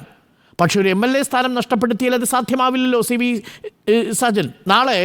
സജിനി, നാളെ ഏതെങ്കിലും തരത്തിൽ മറ്റൊരു MLA-ക്കോ MP-ക്കോ എതിരെ ഒരാളൊരു ആരോപണം ഉന്നയിച്ചാൽ ഇങ്ങനെ രാജിവെക്കേണ്ടി വരും. ആ കീഴ്വഴക്കം ശരിയാണോ CV സജിനി? അല്ല, ഈ ഡോക്ടർ സുകുമാർ അഴീക്കോടിൻ്റെ ഒരു ഫലിതമുണ്ട്. നാടുണരുന്നു എന്ന് ഇംഗ്ലീഷിൽ എഴുതിയപ്പോൾ അതൊരു സായിപ്പ് വായിച്ചത് നാട് നാറുന്നു എന്നാണ്. ഏതാണ്ട് ആ അവസ്ഥയിലാണ് സിനിമാ ലോകം മാത്രമല്ല കേരളത്തിൻ്റെ സർക്കാരും ഇടതുപക്ഷവും ഒരു പരിധിവരെ കോൺഗ്രസും ആ ഒരു അങ്കലാപ്പിലാണ്. അതായത് മഹാനടന്മാരെന്നും കലാകാരന്മാരെന്നും സാമൂഹിക സാംസ്കാരിക കേരളത്തിൻ്റെ മുഖമെന്നുമൊക്കെ വാഴ്ത്തപ്പെട്ടിരുന്ന ആരാധിക്കപ്പെട്ടിരുന്ന ബിംബങ്ങളൊക്കെ ഉരുകി ഒലിച്ച് ഒരു ഉരുൾപൊട്ടൽ എന്നതുപോലെ തകർന്നടിയുന്ന ഒലിച്ചു പോകുന്ന രംഗമാണ് നാം കാണുന്നത്. അപ്പം എനിക്ക് ഇടതുപക്ഷത്തോട് ചോദിക്കാനുള്ളത്, ഇടതുപക്ഷത്തിൻ്റെ ഭാഷയിൽ ചോദിച്ചാൽ, ആ ബിംബങ്ങളെ കിളച്ചു മാറ്റാൻ നിങ്ങൾ തയ്യാറാണോ, നിങ്ങൾക്ക് ധൈര്യമുണ്ടോ എന്നുള്ളതാണ്. അതിന് അവർ തയ്യാറാവില്ല എന്നത് തന്നെയാണ് യാഥാർത്ഥ്യം. ആ നാടകമാണ് നമ്മൾ കഴിഞ്ഞ ദിവസമായി നടന്നുകൊണ്ടിരിക്കുന്നത്. ഏതാണ്ട് ഇടതുപക്ഷത്തിൻ്റെ CPM-ന്റെ ചരിത്രം പരിശോധിച്ചാലും അത് തന്നെ മനസ്സിലാവും. കാരണം P ശശിയും PK ശശിമാരും ഒക്കെ ധാരാളമുണ്ട്. വാളയാറും വണ്ടിപ്പെരിയാറും ഒക്കെ സംഭവിച്ചത് ഇവിടെയാണ്. അതിലെയൊക്കെ ആ പിഞ്ചു കുഞ്ഞുങ്ങളെ കശാപ്പ് ചെയ്ത കശ്മലന്മാരെ സംരക്ഷിക്കുന്ന സർക്കാരാണ്, ഇടതുപക്ഷമാണ് ഇവിടെയുള്ളത്. അപ്പം ഇന്ന് കണ്ടു, മുകേഷിന് ഓടി തലയിൽ മുണ്ടിട്ട് വന്നിരിക്കുകയാണ് എറണാകുളത്ത്. വക്കീലിനെ രഹസ്യമായി 1.5 മണിക്കൂർ കണ്ടുവത്രേ. എത്ര ലജ്ജാകരമാണ്. ഒരു MLA പാത്തും പതുങ്ങിയും വന്ന് ഒരു സർക്കാരിനെ കണ്ട്, ഒരു സർക്കാരിൻ്റെ പ്രതിനിധിയായ ഒരു MLA ആയ ഒരാൾ വക്കീലിനെ കണ്ട് എങ്ങനെയെങ്കിലും എന്നെ രക്ഷിക്കണം എന്ന് പറയുക. അതിന് ഈ കേരളത്തിൻ്റെ സർക്കാരും കൂട്ടു നിൽക്കുകയാണ്. എന്നാൽ അപ്പുറത്ത് നിൽക്കുന്ന ഇപ്പം ഈ CPI-യുടെ പ്രതിനിധിയായിട്ട് വന്നിരിക്കുന്ന ആള് ഇത്ര ബുദ്ധിമുട്ടുന്നത് കണ്ടു. കോൺഗ്രസും, അതായത് കഴിഞ്ഞ കുറച്ച് നിമിഷങ്ങളായി, കുറച്ച് മിനിറ്റുകളായി കോൺഗ്രസും CPM-ഉം തമ്മിലുള്ള വാഗ്വാദമാണ്. ആരാണ് മികച്ചത്, ഏത് കാര്യത്തിൽ, പീഡനത്തിൻ്റെ കാര്യത്തിൽ. പക്ഷേ ഒരു കാര്യം ഞാൻ പറയാം, ഇപ്പോൾ ഹേമ കമ്മീഷൻ പോലുമല്ല, ഇത് ഹേമ കമ്മിറ്റിയാണ്. ഒരു സാഹചര്യത്തിൽ നാട്ടുകാരെ പറ്റിക്കാൻ ഒരു വോഷനായിട്ടാണ് ഇങ്ങനെ ഒരു കമ്മിറ്റി രൂപീകരിച്ചത്. ആ കമ്മിറ്റിക്ക് ഇങ്ങനെ റിപ്പോർട്ട് കൊടുക്കാൻ മാത്രമേ സാധിക്കുള്ളൂ. നമുക്കറിയാലോ, യാതൊരു നിയമ നടപടിയോ എക്സിക്യൂഷനോ ഒന്നും സാധിക്കില്ല. അപ്പോൾ ഈ രഞ്ജിത്തിനെയും മുകേഷിനെയും ഒക്കെ രക്ഷിക്കാനുള്ള വളരെ ഹീനമായ ഗൂഢാലോചന തന്നെയാണ് ഈ അകംപുറകൾ നടക്കുന്നത്. മറ്റൊന്ന് എനിക്കിന്ന് പറയാനുള്ളത്, ഈ CPI-യിലെയും CPM-ലെയും ഒക്കെ വനിതാ നേതാക്കൾ, ഈ തെറ്റ് ചെയ്യപ്പെട്ടവർ എല്ലാവരും മുകേഷ് ഉൾപ്പെടെ മാറി നിൽക്കണം, പുറത്തു പോകണമെന്ന് ആവശ്യപ്പെട്ടു. പക്ഷേ ഈ സത്യത്തിൻ്റെയും ധർമ്മത്തിൻ്റെയൊക്കെ അപ്പസ്തോലൻ എന്ന് ആഘോഷിക്കുന്ന CPI, അതായത് CPI-യുടെ സെക്രട്ടറി ബിനോയ് വിശ്വം ഇന്ന് അവരുടെ വനിതാ പ്രതിനിധിയെ, വനിതാ നേതാവിനെ, അതായത് മുകേഷ് മാറി നിൽക്കണം എന്ന് പറഞ്ഞ ആ വനിതാ നേതാവിനെ തള്ളി പറഞ്ഞിരിക്കുന്നു എന്നത് അങ്ങേയറ്റം ലജ്ജാകരമാണ്, പ്രതിഷേധാർഹമാണ്. ഇവിടെ ഇപ്പോൾ CPI-യുടെയും CPM-ൻ്റെയും ഒക്കെ നയം ഈ കാര്യത്തിൽ ഒന്ന് തന്നെയാണ്. പക്ഷേ ഒരു കാര്യം ഞാൻ പറയാം, CPI-യും CPM-ഉം ഇടതുപക്ഷവും മറ്റേ ആരെങ്കിലുമൊക്കെ ശ്രമിച്ചാലും, ഏതൊക്കെ തലതൊട്ടപ്പന്മാർ ശ്രമിച്ചാലും, മുകേഷ് ഉൾപ്പെടെ ഹേമ കമ്മിറ്റിയിൽ ഇവിടെ പ്രതികളായി ചേർത്തപ്പെട്ട ആരും രക്ഷപ്പെടാൻ പോകുന്നില്ല. കാരണം ഭാരതീയ ജനതാ പാർട്ടി ദേശീയ വനിതാ കമ്മീഷനെ കണ്ട് പരാതി സമർപ്പിക്കുകയും രൂപം ആവശ്യപ്പെട്ടിരിക്കുകയാണ്. വിവാദങ്ങൾ ഉണ്ടായപ്പോ ഉറങ്ങിപ്പോയിരുന്നോ? ഉറങ്ങിയിട്ടൊന്നുമില്ലല്ലോ, ആരും ഉറങ്ങിയിട്ടില്ലല്ലോ. ബ്രിജ് ഭൂഷന്റെ കേസും ഈ കേസും തമ്മിൽ ഒരിക്കലും കമ്പയർ ചെയ്യാൻ സാധിക്കില്ല. നോക്കൂ, ബ്രിജ് ഭൂഷന്റെ കേസിൽ അത് ശരിയാണ്. ഇവിടെ വ്യക്തിപരമായിട്ടാണ് പീഡനമെങ്കിൽ അതൊരു സിസ്റ്റമിക് പീഡനമായിരുന്നു. കൃത്യമായ തെളിവുകൾ CV സജിനി, അതൊരു സിസ്റ്റമിക് പീഡനമായിരുന്നു. അല്ല, നോ, എവിടെയായിരുന്നു രാജ്യത്തെ എണ്ണം പറഞ്ഞ അത്ലറ്റുകൾ മെഡൽ താഴെ വെച്ചുള്ള സമരമായിരുന്നു. അതും ഇതും തമ്മിൽ നമുക്ക് കമ്പയർ ചെയ്യാൻ കഴിയില്ല CV സജിന്. പക്ഷേ CV സജിന് പറഞ്ഞ വളരെ പ്രധാനപ്പെട്ട ഒരു കാര്യമുണ്ട്. ഈ ദേശീയ വനിതാ കമ്മീഷന്റെ വരവൊക്കെ അവിടെ നിൽക്കട്ടെ. ദേശീയ വനിതാ കമ്മീഷൻ വരുന്നത് വളരെ സെലക്റ്റീവ് ആയിട്ടാണെങ്കിലോ. ഉന്നാവയിലേക്ക് പോവില്ല, ഖത്തുവിലേക്ക് പോവില്ല, ബ്രിജ് ഭൂഷന്റെ കാര്യത്തിലേക്ക് വരില്ല, കേരളത്തിലേക്ക് വരും. മാത്രമല്ല, ഒറ്റ കാര്യമുള്ളൂ സജിനി, BJP ഭരിക്കുന്ന എത്ര സംസ്ഥാനങ്ങളിൽ ഹേമ കമ്മിറ്റി പോലെ ഒരു ചലച്ചിത്ര മേഖലയിലെ ചൂഷണങ്ങളും തൊഴിലവകാശ ലംഘനങ്ങളും പഠിക്കാൻ ഒരു കമ്മിറ്റി ഉണ്ടാക്കിയിട്ടുണ്ട്? എത്ര സംസ്ഥാനങ്ങളിൽ CV സജിനി പറയൂ. അല്ല, എല്ലായിടത്തും സിനിമയ്ക്ക് വേണ്ടി കമ്മിറ്റികൾ ഉണ്ടാക്കുക എന്നുള്ളതല്ലോ. പക്ഷേ സ്ത്രീകളുടെ പ്രശ്നങ്ങളിൽ ഇടപെടുകയും അവരുടെ അന്തസ്സിനെ, അവരുടെ അഭിമാനത്തെ, അവരുടെ ജീവനെ, അവരുടെ അതിജീവിതത്തെ സംരക്ഷിക്കാൻ വേണ്ടിയിട്ടുള്ള എല്ലാ നയങ്ങളും പദ്ധതികളും നൽകുന്ന, നാരീശക്തിയെ ഉയർത്തുന്ന ഒരു സർക്കാർ തന്നെയാണ് ഭാരതത്തിൻ്റെ സർക്കാർ. അത് ഈ നാട്ടിലെ 140 കോടി ജനങ്ങൾക്കും പൂർണ്ണമായി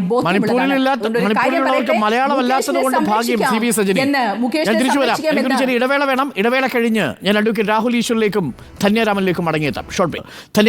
ധന്യരാമൻ, ഇതൊരു ഇടതുപക്ഷ സർക്കാർ, സ്ത്രീപക്ഷ സർക്കാരാണെന്ന് ആവശ്യപ്പെടുന്നു, അവകാശപ്പെടുന്നു. മാത്രവുമല്ല, ഹേമ കമ്മിറ്റി പോലെയൊരു കമ്മിറ്റിയെ ചലച്ചിത്ര മേഖലയിലെ തൊഴിലിടത്തെ അവകാശ ലംഘനങ്ങൾ പഠിക്കാൻ വേണ്ടി രാജ്യത്താദ്യം നിയമിച്ചത് ഈ ഇടതുപക്ഷ സർക്കാരാണെന്ന് പറയുന്നു. അതിനെ തുടർന്നൊരു കമ്മീഷനെ, ഒരു എൻക്വയറി ടീമിനെ ഉണ്ടാക്കുന്നു. അതുമായി ബന്ധപ്പെട്ട വെളിപ്പെടുത്തലുകൾ പുറത്തു വരുമ്പോൾ അത് അന്വേഷിക്കാൻ വേണ്ടി സ്ത്രീകളെ തന്നെ ഉൾപ്പെടുത്തിയ ഒരു സംഘം ഉണ്ടാക്കുന്നു. അവർ അങ്ങോട്ട് പോയി മൊഴികൾ രേഖപ്പെടുത്തുന്നു. 10ഓളം പരാതികൾ ഇതിനകം തന്നെ രജിസ്റ്റർ ചെയ്യപ്പെടുന്നു. അത് മറ്റു സംസ്ഥാനങ്ങളെ അപേക്ഷിച്ച് കേരളത്തിൽ മാത്രം നടക്കുന്നതാണെന്നും കേരളത്തിലെ ഈ മാതൃക തമിഴ്നാട്ടിൽ വേണമെന്ന് നടികർ സംഘം ആവശ്യപ്പെടുകയും ചെയ്യുന്ന സാഹചര്യം ഉണ്ടാവുന്നു. പക്ഷേ അപ്പോഴും വ്യക്തമായ തെളിവുകളില്ലാതെ ആരോപണം ഉന്നയിച്ച ഒരു പരാതിയുടെ പുറത്ത് മുകേഷ് MLA രാജിവെക്കേണ്ടതുണ്ടോ എന്ന ചോദ്യമാണ് CPM ഉയർത്തുന്നത്. എന്താണ് ധന്യരാമന് തോന്നുന്നത്?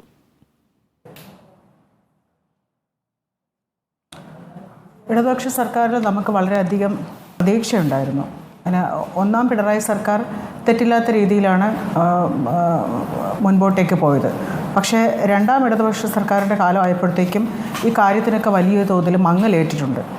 കാരണം ഈ ഞങ്ങളുടെ SC/ST വകുപ്പ് മന്ത്രിയുടെ കയ്യിൽ തന്നെയായിരുന്നു സാംസ്കാരിക വകുപ്പും ഉണ്ടായിരുന്നത്. അപ്പോൾ ഹേമ കമ്മിറ്റി റിപ്പോർട്ട് എന്തുകൊണ്ടാണ് പുറത്തു വിടാത്തതെന്ന് ഞങ്ങൾ അന്ന് സംസാരിക്കുന്ന സമയത്ത് ഞാൻ മിനിസ്റ്റർ അടുത്ത് ചോദിച്ചിരുന്നു. അപ്പോൾ സംസാര മധ്യേ അദ്ദേഹം ഈ ഹേമ കമ്മിറ്റി റിപ്പോർട്ടിൻ്റെ ഒരു ചുരുങ്ങിയ രൂപം എനിക്ക് പറഞ്ഞു തന്നിരുന്നു. അപ്പോൾ അതിനകത്ത് പോക്സോ കേസ് അടക്കം രജിസ്റ്റർ ചെയ്യേണ്ട കാര്യങ്ങളുണ്ട്. അത്രയും ഗുരുതരമായിട്ടുള്ള വിഷയങ്ങളാണ്. ഒരു സിനിമ ലൊക്കേഷനിൽ ഒരു നടി പോയിട്ട് ഒരു സഹനടിക്ക് പോലും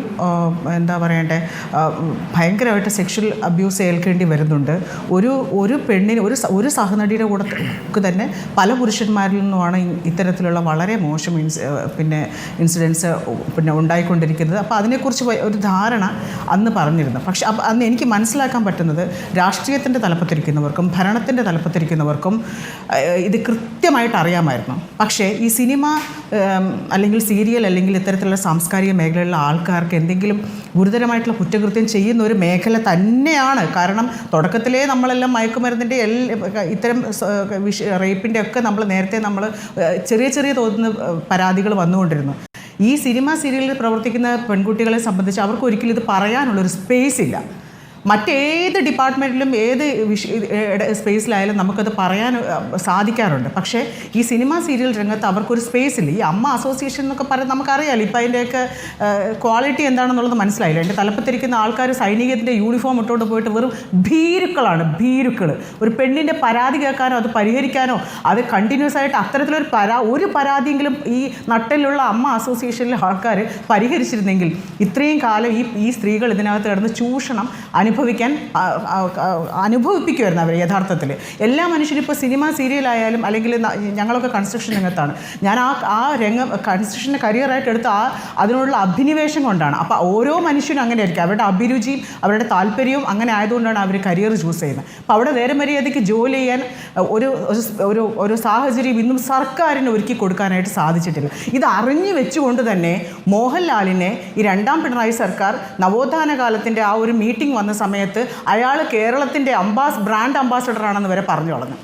അയാൾ നമുക്കറിയാം എത്രയോ ആദിവാസികൾ ഒരു മരത്തിൻ്റെ തൊലി ഉരിച്ചതിൻ്റെ പേരിൽ വനംവകുപ്പ് ജയിലിലെടുത്തിട്ട് 1800ഓളം പേരാണ് റിമാൻഡിലായിട്ടുള്ളത്, ചെറിയ ചെറിയ കുറ്റകൃത്യങ്ങൾക്ക്. അതായത് കാട്ടുന്ന ഒരു മരത്തിൻ്റെ തൊലി എടുത്ത്. അപ്പോൾ ഈ പ്രമുഖ നടൻ്റെ വീട്ടിൽ നിന്ന് 5 ആനക്കൊമ്പ് പിടിച്ചിട്ട് 2 ജീവപര്യന്തം അനുഭവിക്കേണ്ട കുറ്റകൃത്യം അയാൾ ചെയ്തിട്ടുണ്ട്. പക്ഷേ അയാൾക്ക് ഒരിക്കലും ഒരു പോലീസ് സ്റ്റേഷനിൽ പോലും പോകേണ്ടി വരുന്നില്ല. ഇത് തന്നെയാണ് ഇത്തരത്തിലുള്ള ഗുരുതരമായ കുറ്റകൃത്യങ്ങൾ പൊതിഞ്ഞു വെച്ച് അനധികൃതമായിട്ട് വരുന്ന പൈസ രാഷ്ട്രീയത്തിലേക്ക് ഒഴുകുന്നത് കൊണ്ട് ഇവരെ ഈ സിനിമാക്കാരെ പ്രൊട്ടക്ട് ചെയ്ത് രാഷ്ട്രീയക്കാർക്ക് പറ്റും. അതുകൊണ്ടാണ് മുകേഷിന്റെ ഇനിയും വെക്കാത്ത രാജി. അതൊക്കെ പൊളിറ്റിക്കൽ ഡിസിഷൻ എടുക്കണം. അതൊക്കെ ഇത്തരം ഈ ഇടതുപക്ഷം എന്ന് പറയുമ്പം എല്ലാ മനുഷ്യനൊരു പ്രതീക്ഷയുള്ളൊരു വർഗ സംവിധാനമാണ്, അവരങ്ങനെയാണ് പറയുന്നത്. പക്ഷേ അതിൻ്റെ ആ ക്വാളിറ്റി കാണിക്കാനായിട്ട് അത് പെട്ടെന്ന് അവർക്ക് സാധിക്കണം. അവരെ പുറത്താക്കിക്കൊണ്ടോ അല്ലെങ്കിൽ നടപടി സ്വീകരിച്ചുകൊണ്ടോ ഈ അന്വേഷണ ഉദ്യോഗസ്ഥരായിട്ടുള്ള പോലീസ് ഓഫീസേഴ്സിനോട് നമ്മൾ സംസാരിച്ചപ്പോൾ അവർ പറയുന്നുണ്ട് ഇതൊക്കെ ഉള്ള കാര്യമാണ്, പക്ഷേ അവർക്ക് ടൈം ഡിലേ ഉണ്ടായി. അത് അവർക്ക് പറയാനൊരു സ്പേസ് ഇല്ലാത്തത് കൊണ്ടാണ്. അവർ പറയുന്ന സാഹചര്യ തെളിവുകളും എവിഡൻസും എല്ലാം വളരെ കറക്റ്റാണ്, ഈ സംഭവങ്ങളെല്ലാം ഉള്ളത് തന്നെയാണ്. ആൾക്കാർ പറയും ഈ ചെറിയ സഹനടികളാണല്ലോ പോയി പരാതി പറയുന്നത്. ഒരു മെയിൻ നടിയും പ്രധാന രംഗത്തേക്ക് വരത്തില്ല. എല്ലാവർക്കും അവരുടെ കരിയറും അവരുടെ കുടുംബവും അവരുടെ ഗുഡ്വില്ലും എല്ലാം വളരെ വാല്യൂ ഉള്ളതാണ്. അതുകൊണ്ട് അവരാരും തന്നെ പരാതിക്ക് വരത്തില്ല. പരാതി രഹസ്യമായിട്ട് എല്ലാ നടികളും രഹസ്യമായിട്ട് പ്രസ്താവനയല്ല, മൊഴിയാണ് ഹേമ കമ്മിറ്റിക്ക് കൊടുത്തിരിക്കുന്നത്. അതിൻ്റെ അടിസ്ഥാനത്തിൽ ഇവിടെ എത്രയോ കേസുകൾ രജിസ്റ്റർ ചെയ്യപ്പെടേണ്ടി വന്നു. അപ്പോൾ അന്ന് നമ്മൾ കണ്ടെത്തിയിട്ടുള്ള ഈ പോക്സോ കേസുകൾ എവിടെ പോയി? അത്രയും പോക്സോ പ്രധാനപ്പെട്ട ചോദ്യങ്ങളാണ്. അതിനുള്ള ഉത്തരമാണ് ഈ സർക്കാർ തരേണ്ടത്. അത് കേവലം മുകേഷ് MLA രാജി വിഷയം മാത്രമല്ല എന്നതാണ് പ്രധാനപ്പെട്ട കാര്യം. അഡ്വക്കേറ്റ് രാഹുൽ ഈശ്വർ കൂടി നമുക്കൊപ്പം ചേരുന്നു. അഡ്വക്കേറ്റ് രാഹുൽ ഈശ്വർ, ഇത് വൃന്ദാക്കാരായിട്ട് പറഞ്ഞൊരു സ്റ്റേറ്റ്മെന്റ് ഇതാണ്: ഹേമ കമ്മിറ്റി റിപ്പോർട്ടിന് മുൻപും ശേഷവും 2 ഘട്ടമായി കണ്ടാൽ അതിന് മുൻപുള്ള സാഹചര്യത്തെയും അതിനുശേഷമുള്ള സാഹചര്യത്തെയും നമ്മൾ വ്യത്യസ്തമായി തന്നെ വിലയിരുത്തണം. 4.5 വർഷക്കാലം ഹേമ കമ്മിറ്റി റിപ്പോർട്ടിന്മേൽ അടയിരുന്ന സർക്കാരിന് ആ വിഷയത്തിൽ പ്രതികരിക്കാനുള്ള അവകാശം നഷ്ടപ്പെട്ടുവെന്നാണ് പ്രതിപക്ഷം പറയുന്നത്. ഇപ്പോൾ MLA മുകേഷ് രാജിവെക്കാതെ അഭിഭാഷകനെ കാണാൻ നെട്ടോട്ടമോടുന്നൊരു സാഹചര്യത്തിലാണ്. ഇത് യഥാർത്ഥത്തിൽ എങ്ങനെയാണ് നമ്മളതിനെ കാണേണ്ടത്? അഡ്വക്കേറ്റ് രാഹുൽ ഈശ്വർ, മുകേഷ് രാജിവെച്ച് ഈ മാറിയ സാഹചര്യത്തിൽ സ്ത്രീപക്ഷത്തോടൊപ്പമാണ് ഇടതുപക്ഷം എന്നത് തെളിയിക്കേണ്ട ഒരു സാഹചര്യമുണ്ടോ ഇപ്പോൾ? ശ്രീ അരുൺ, 3 കാര്യങ്ങൾ. ഒന്ന്, ഹൈക്കോടതി 2022 എൽദോസ് കുന്നപ്പള്ളിയുടെ കാര്യത്തിൽ പറഞ്ഞത് എല്ലാ കാര്യത്തിലും ആപ്ലിക്കബിൾ ആണ്. രാഹുൽ ഈശ്വർ പറയുന്നതല്ല കേട്ടോ, ഹൈക്കോടതി പറയുന്നതാണ്. A false complaint is as serious as a rape case. ഒരു വ്യാജ റേപ്പ് കംപ്ലൈന്റ് റേപ്പ് കേസ് പോലെ തന്നെ സീരിയസ് ആയി പരിഗണിക്കാം. രാഹുൽ ഈശ്വറിന്റെ വാക്കുകളല്ല. അടുത്തത്, റേപ്പ് ചെയ്ത് കൊല്ലാൻ ശ്രമിച്ചു എന്ന് പറഞ്ഞപ്പം കോടതി കുറച്ച് മന്ദഹസിച്ചിട്ട് പറഞ്ഞ വാക്കുകളാണ്. ഇതൊരു സിനിമാ സ്ക്രിപ്റ്റ് അല്ലേ നിങ്ങൾ വന്ന് പറയുന്നത്, ഞങ്ങൾക്ക് മനസ്സിലായി. രാഹുൽ ഈശ്വറിന്റെ വാക്കുകളല്ല, ഹൈക്കോടതി പറഞ്ഞ. 2, സന്ദേശം സിനിമയിൽ മാമുക്കോയ വളരെ ഗഹനമായ ഫിലോസോഫിക്കൽ രംഗമുണ്ട്. അതിലെല്ലാം മരിച്ചു കിടക്കുമ്പോൾ രാഷ്ട്രീയ പാർട്ടികളെല്ലാം ഓടി വന്നിട്ട് ഇത് തങ്ങളുടെ മൃതശരീരമാണ്, ഞങ്ങളുടെ ശവശരീരമാണെന്ന് പറയുന്നുണ്ട്. മാമുക്കോയ പറയുന്നുണ്ട് ഞങ്ങളുടെ ശവശരീരമാണ്. അപ്പൊ സൈഡിൽ നിൽക്കുന്ന ഏതോ ഒരു പോലീസ് ഉദ്യോഗസ്ഥൻ, ആരാന്ന് പോലും അറിയില്ല, പുള്ളി പറയുന്നുണ്ട് ഇത് നിങ്ങളുടെ അല്ല, ഇത് മരിച്ച ആളുടെ ശവശരീരമാണ്. റേപ്പിനേക്കാൾ മോശമായ, റേപ്പിനോളം മോശമായ മറ്റൊരു കുറ്റമേ ഉള്ളൂ. അത് റേപ്പ് വെച്ച് രാഷ്ട്രീയ ലാഭം ഉണ്ടാക്കലാണ്. റേപ്പ് വെച്ച് രാഷ്ട്രീയ പ്രതിയോഗികളെ എതിർക്കാനും താറടിക്കാനും ശ്രമിക്കുകയാണ്. ആ വൃത്തികെട്ട സ്വഭാവം ഇല്ലാത്ത കേരളത്തിലെ ഒരു മഹാനായ മനുഷ്യനാണ് ശ്രീ സുരേഷ് ഗോപി.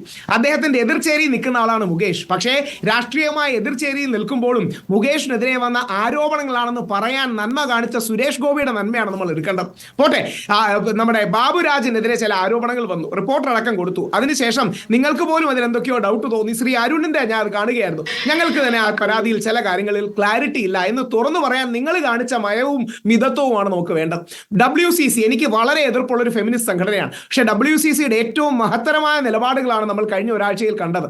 വളരെ സംയമനത്തോടെ, സമവായത്തോടെ, ആരെയും വേദനിപ്പിക്കാനും കരിവാരത്തേക്കാനും അല്ല, കാര്യങ്ങൾ നന്നാക്കണമെന്നുള്ള മനോഭാവത്തിൽ ശ്രീമതി രേവതി, ശ്രീമതി ഭാഗ്യലക്ഷ്മി യഥാർത്ഥത്തിൽ ഇതിനുവേണ്ടി പോരാടിയവർ പറയുന്നത് നമുക്ക് അങ്ങനെ കേസുകൾ കൊടുത്തല്ല, ഫ്യൂച്ചറിസ്റ്റ് സ്റ്റാറ്റിസ്റ്റിക് ആയിട്ടാണ് പോകേണ്ടതെന്നാണ്. അപ്പോൾ ഈ വിഷയങ്ങൾ ഉപയോഗിച്ച് രാഷ്ട്രീയ പ്രതിയോഗികളെ കരിവാരത്തേക്കാൻ നിന്ന് എവിടെ പോകും? കേരളം യഥാർത്ഥത്തിൽ ഇപ്പോൾ മിസ് ചെയ്യുന്നത് ഉമ്മൻചാണ്ടി സാറിനെയാണ്. ഉമ്മൻചാണ്ടി സാർ ജീവിച്ചിരുന്നെങ്കിൽ അദ്ദേഹം ഉറപ്പായിട്ട് പറയുമായിരുന്നു, എന്നെ വേട്ടയാടിയതുപോലെ വേറെ ആരെയും വേട്ടയാടരുത്, എനിക്കോ അത് ഏറ്റു, എൻ്റെ കുടുംബത്തിന് അത് ഏറ്റു, അത് മറ്റൊരാളെ ചെയ്യരുത്. അതുകൊണ്ടായിരിക്കണം ചാണ്ടി സാറിന്റെ മകൻ ശ്രീ ചാണ്ടി ഉമ്മൻ വളരെ പ്രസക്തമായ നിലപാട് പറഞ്ഞു. അത് ഹൈലൈറ്റ് ചെയ്യപ്പെടേണ്ടതാണ്. എൻ്റെ അച്ഛനെയും എൻ്റെ കുടുംബത്തെയും ഒക്കെ ഒരുപാട് സരിതയുടെ വ്യാജ പരാതിയിൽ വേട്ടയാടി. ആ വേട്ടയാടൽ ബാക്കി ആർക്കും ഉണ്ടാകരുത്. എന്തെങ്കിലും പ്രശ്നങ്ങൾ ഉണ്ടെങ്കിൽ അത് പരിഹരിക്കണം, അത് കോടതി ഇടപെടണം, അതൊന്നും വേണ്ടെന്നാരും പറയുന്നില്ല. പക്ഷേ വ്യാപകമായ നായാട്ട് നടത്താനും വേട്ടയാടാനും ഹേമാ കമ്മിറ്റിയെ മറയാക്കി ചില ആൾക്കാർ ശ്രമിക്കുന്നത് എന്നും ഓർക്കുക, കൗണ്ടർ പ്രൊഡക്റ്റീവ് ആവും. ഒരു വരി കൂടെ പറഞ്ഞ് അവസാനിപ്പിക്കാം. നാളെ ഇതേപോലൊരു വ്യാജ ആരോപണത്തിന്റെ, ഇതെല്ലാം ചിലത് ശരിയായിരിക്കും കേട്ടോ, ചിലത് ശരിയായിരിക്കും, ചിലത് വ്യാജമായിരിക്കും, നമുക്കറിയില്ല. നാളെ ഈ വ്യാജാരോപണത്തിന്റെ മുൾമുനയിൽ രാഹുൽ ഈശ്വർ വരാം, ഡോക്ടർ അരുൺകുമാർ വരാം, നമ്മുടെ നിജേഷ് വരാം, അല്ലെങ്കിൽ ശ്രീ ജിസ്മോൻ വരാം, വേറെ ആര് വേണമെങ്കിലും വരാം. അന്ന് നമുക്കെതിരെ വ്യാജാരോപണം വരുമ്പോൾ നമ്മളെല്ലാം തൊട്ടുകൂടാത്തവരാകും, നമ്മളെല്ലാം അൺടച്ചബിൾ ആയി മാറി നിൽക്കേണ്ടി വരും. അങ്ങനെ പോയ ഒരുപാട് പേരുണ്ട്. ഇനി ഇന്ത്യയുടെ സുപ്രീം കോടതി ചീഫ് ജസ്റ്റിസ് രഞ്ജൻ ഗൊഗോയ്ക്കെതിരെ ഇങ്ങനെ ഒരു പരാതി വന്നു. അതായത് ഇന്ത്യയുടെ ഏറ്റവും ടോപ്പ് ആളാണ് പുള്ളി. എന്ത് ചെയ്തു എന്നറിയാമോ? ആ കേസ് സ്വയം അങ്ങ് കേട്ടു. എന്നിട്ട് അദ്ദേഹം പറഞ്ഞു തെറ്റാണ് കേട്ടത്, അതിന് സംശയമില്ല. പക്ഷെ അദ്ദേഹം പറഞ്ഞൊരു കാര്യമുണ്ട്, ഇത്രയും കാലം ഞാൻ സമ്പാദിച്ചത് കുറച്ച് അഭിമാനം മാത്രമാണ്, ഞാൻ ഒരു മിഡിൽ ക്ലാസ്സുകാരനാണ്, ഞാൻ സമ്പാദിച്ചത് അഭിമാനം മാത്രമാണ്, ആ അഭിമാനം ആരെങ്കിലും താഴെ ഇട്ടൊരയ്ക്കാൻ ഞാൻ സമ്മതിക്കില്ലെന്ന്. അപ്പൊ ആരാന്റെ അമ്മയ്ക്ക് ഭ്രാന്ത് പിടിച്ചാൽ കാണാൻ നല്ല രസമാണ്, നമുക്ക് തത്വം പറയാം. പക്ഷെ സ്വന്തം അമ്മയ്ക്കും സ്വന്തം സഹോദരിക്കും സ്വന്തം അനിയനും സ്വന്തം മകനും സ്വന്തം അച്ഛനും ആകുമ്പോഴേ നമുക്ക് പൊള്ളുള്ളൂ. അതുകൊണ്ട് ആരോപണം വന്ന ആരും രാജിവെക്കണ്ട. പകരം കോടതിയിൽ പ്രഥമ ദൃഷ്ടിയെങ്കിലും കേസ് ഉണ്ടെന്ന് കോടതി പറയണം, അല്ലെങ്കിൽ കുറ്റക്കാരനാണെന്ന് കണ്ടെത്തണം. അതൊരു ഫെയർ പൊസിഷൻ അല്ലേ? പക്ഷേ രാഹുൽ ഈശ്വരന്റെ ഒരു മറു ചോദ്യം, ഈ MLA ഇപ്പോൾ ഭരണകക്ഷിയിലെ MLA ആണല്ലോ. ഈ ഭരണകക്ഷിയിൽ തന്നെയാണ് സാംസ്കാരിക വകുപ്പുള്ളത്. ആ സാംസ്കാരിക വകുപ്പിന്റെ കയ്യിലാണ് ഈ 52 പേർ കൊടുത്തിരിക്കുന്ന മൊഴികൾ രഹസ്യമായി സൂക്ഷിക്കുന്നത്. ആ രഹസ്യമൊഴികൾ സാംസ്കാരിക വകുപ്പ് കണ്ടാൽ ഭരണകക്ഷിയിൽപ്പെട്ട MLAക്ക് ആക്സസ് ചെയ്യാൻ കഴിയില്ല എന്ന് നമ്മൾ കരുതണോ രാഹുൽ ഈശ്വർ? ശ്രീ അരുൺജി വളരെ ബഹുമാനത്തോടെ ചോദിച്ചോട്ടെ, ഇതൊക്കെ വെറും ടെക്നിക്കൽ ആർഗ്യുമെന്റ് അല്ലേ? മുകേഷ് MLA ആയിരുന്നുകൊണ്ട് ഇതിനെ സ്വാധീനിക്കാൻ കഴിയില്ല എന്ന് ചോദിക്കും. MLA സാറിനെ രാജിവെച്ചാൽ സ്വാധീനിക്കാൻ കഴിയില്ലേ? ഉമ്മൻചാണ്ടി സാറിനെതിരെ ആരോപണം വന്നു. ഒരു നിമിഷം, ആ MLA ഇപ്പോൾ ചലച്ചിത്ര നയരൂപീകരണ സമിതിയിലെ അംഗമാണ്. അതെ, ചലച്ചിത്ര നയരൂപണ സമിതിയിലെ അംഗം. അദ്ദേഹത്തിനെതിരെ ഒരു ആരോപണം വന്നല്ലേ ഉള്ളൂ. ഇപ്പൊ നാളെ CPM അദ്ദേഹത്തെ കേൾക്കാൻ തീരുമാനിച്ചു. അതായത് ഏത് ചലച്ചിത്ര രംഗത്തെയാണോ, നോക്കൂ, ഏത് മേഖലയാണോ നവീകരിക്കാൻ ഉദ്ദേശിക്കുന്നത് ആ മേഖലയുമായി ബന്ധപ്പെട്ടുകൊണ്ടുള്ള ലൈംഗികാരോപണത്തിൽ നേരിടുന്ന ഒരു MLA ആ കമ്മിറ്റിയിലെ അംഗമായി തുടരുന്നത് ശരിയാണോ രാഹുൽ? ഒരുപക്ഷെ CPM അത് പിടിച്ചു വെക്കുന്നത് കുറെ കൂടെ സമ്മർദ്ദം ശക്തമാകുമ്പോൾ അതങ്ങ് ഒഴിപ്പിക്കാൻ വേണ്ടിയായിരിക്കും. അതൊക്കെ അവരുടെ രാഷ്ട്രീയ തന്ത്രം. അതെനിക്ക് മനസ്സിലായി. പക്ഷേ ഇനി എനിക്കറിയേണ്ടത് ഇത് ശരിയാണ്, രാഹുൽ പറഞ്ഞതുപോലെ ഒരുപാട് വ്യാജ ആരോപണങ്ങളും ഇതിനിടയിലൂടെ നുഴഞ്ഞു കയറുന്നുണ്ട് എന്ന കാര്യത്തിൽ എനിക്ക് തർക്കമൊന്നുമില്ല. പക്ഷേ ഈ ഹേമ കമ്മിറ്റി റിപ്പോർട്ടിൽ മൊഴി നൽകിയിരിക്കുന്ന 52 സ്ത്രീകളുണ്ട്.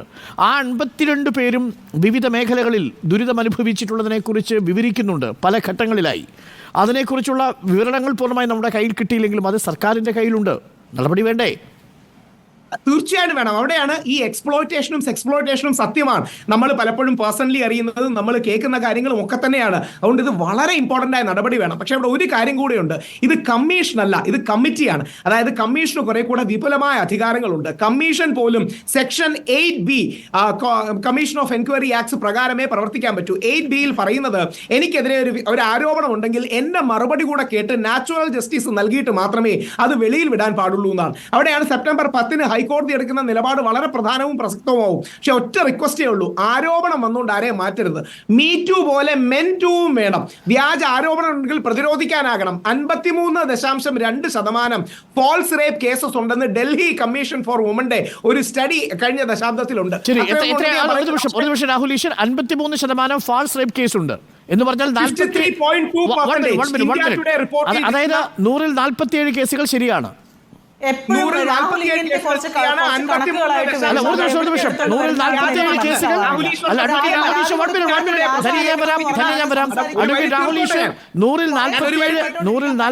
കേസുകൾ സ്ത്രീകൾക്കെതിരെ പുരുഷന്മാർ ഉന്നയിച്ച ആരോപണങ്ങൾ ശരിയാണ്, ശരിയല്ലേ? 100-ൽ 47 അങ്ങനെയല്ല, സ്ത്രീകൾ ഉന്നയിച്ച ആരോപണങ്ങൾ ശരിയാണ്. 53.2% ഫോൾസ് റേപ്പ് കേസുകളും 47% ശരിയായ കേസുകളുമാണ്. അതായത് 100-ൽ 47 ശരിയായ കേസുകളുണ്ട് എന്നാണ് താങ്കൾ പറയുന്നത്. ഇനി തിരിച്ചൊന്ന് ചിന്തിക്കൂ. ആര് പീഡിപ്പിച്ച കേസാ? പുരുഷൻ സ്ത്രീയല്ലേ? തിരിച്ച് അഡ്വക്കേറ്റ് രാഹുൽ ഈശ്വറിന്റെ കയ്യിൽ എത്ര സ്റ്റാറ്റിസ്റ്റിക്സ് ഉണ്ട്? തിരിച്ചെന്ന് പറഞ്ഞാൽ അത് 53% ഫോൾസ് റേപ്പ് കേസാണ്. അല്ല ഫാൾസ് റേപ്പ് അവിടെ നിൽക്കട്ടെ, അല്ല ഫാൾസ് റേപ്പ് കേസ് അവിടെ നിൽക്കട്ടെ, തിരിച്ച് പീഡിപ്പിച്ച കേസ് എത്രയുണ്ട്, സത്യസന്ധമായ കേസ് എത്രയുണ്ട്? ഇനി അല്ല, അതെന്തിനാ നിൽക്കുന്നത്? നമ്മുടെ കഴിഞ്ഞ ഒരു വർഷത്തിനുള്ളിൽ ഒരു പ്രൊഡ്യൂസർക്കെതിരെ വ്യാജ റേപ്പ് കേസ് വന്നില്ലേ? ഒരു പെൺകുട്ടിയെ പീരീഡിന്റെ സമയത്ത് വയറ്റി ചവിട്ടി അവളെ റേപ്പ് ചെയ്തു എന്ന വ്യാജ റേപ്പ് കേസ് വന്നില്ലേ? വ്യാജ റേപ്പ് കേസൊന്നുമില്ല, ആ കേസ് അവിടെ നിൽപ്പുണ്ട്. ആ കേസ് എങ്ങനെ വ്യാജ റേപ്പ് കേസ്?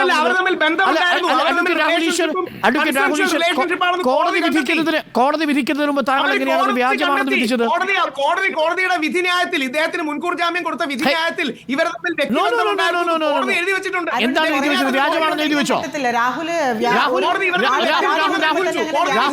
പറഞ്ഞ പ്രൊഡ്യൂസർ വിജയബാബു ആണെങ്കിൽ വിജയബാബുവുമായി ബന്ധപ്പെട്ട കേസിൽ കോടതി ജാമ്യം നൽകുമ്പോൾ രാഹുൽ കോടതി ജാമ്യം നൽകുമ്പോൾ ഇതൊരു വ്യാജ പരാതിയാണ് എന്ന് കോടതി കുറിച്ചിട്ടുണ്ടോ?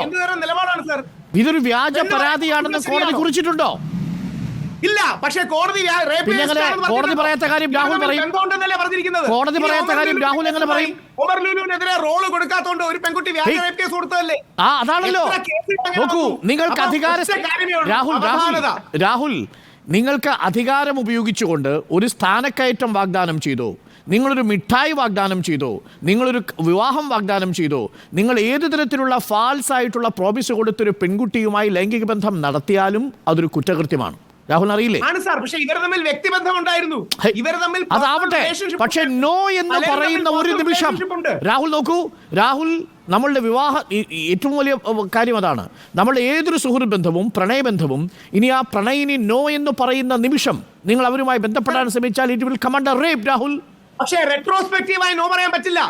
നോക്കൂ, റിട്രോസ്പെക്റ്റീവായി നോഹല്ല, അതവർക്ക് കുറ്റകൃത്യമാണെന്ന് ബോധ്യപ്പെട്ടാൽ, അതൊരു കബളിപ്പീരായിരുന്നു എന്ന് ബോധ്യപ്പെട്ടാൽ, നിങ്ങൾ കൊടുത്ത പ്രോമിസ് ലംഘിക്കപ്പെട്ടു എന്ന് ബോധ്യപ്പെട്ടാൽ അതൊരു കുറ്റകൃത്യമാണ്. നിങ്ങൾ അതൊരു കുറ്റകൃത്യമാകും. രാഹുൽ പ്രോമിസ് ലംഘിക്കപ്പെട്ടു എന്ന് ഉറപ്പാകുമ്പോഴല്ലേ അത് കുറ്റകൃത്യമാവുന്നത്? അവിടെയാണ് ഇതിനൊരു ചെക്ക് ആൻഡ് ബാലൻസ് വേണം. റെട്രോസ്പെക്റ്റീവായി നോ പറയാൻ കഴിയില്ല. രാഹുൽ തുടരണം. എനിക്കൊരു ചെറിയ ഇടവേള കൂടി വേണം. ഇടവേളയ്ക്ക് ശേഷം മടങ്ങി വരാം. നിലപാട് എന്ത് എന്നാണ് ചോദ്യം. നിജേഷ് അരവിന്ദ്, കോൺഗ്രസ് പ്രതിനിധി.